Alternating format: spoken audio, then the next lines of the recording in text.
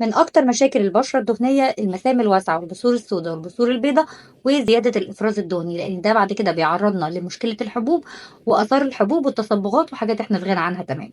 هقولك حل المشكلة دي في 3 خطوات. اول حاجه هنستخدم غسول يكون فيه سلسلك اسيد وفيه كمان حاجه بتكنترول الاويلز او بتتحكم في الافراز الدهني زي زيت شجره الشاي.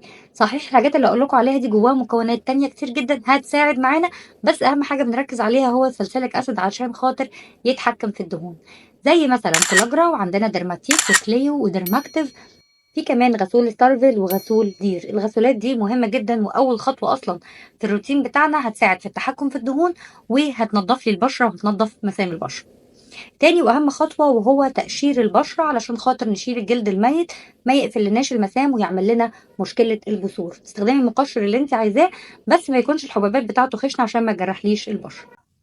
تالت واهم خطوه وهو الترطيب مهم جدا جدا للبشره الدهنيه، لانك لما ما بترطبيش البشره بتضطر تفرز دهون زياده عشان تعوض الحاجه اللي هي ناقصاها، لانك لما بتبتدي تغسليها وتبتدي الدهون تنشف تبتدي هي تفرز دهون بزياده، فده بيوسع معانا المسام، يعمل لنا بثور ويعمل لنا حبوب ويعمل لنا افراز دهني زياده، يعمل لنا مشاكل في البشره.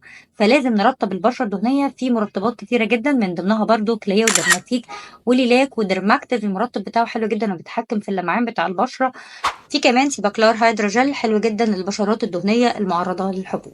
اهم حاجة في المرطب بتاعك ان هو يكون البيز بتاعه ووتر جل، يعني يكون القاعدة بتاعته مائية مش كريم، لان الكريم هيبقى تقيل جدا على بشرة دهنية معرضة للحبوب او بشرة دهنية عامة فيها افراز دهني اوريدي.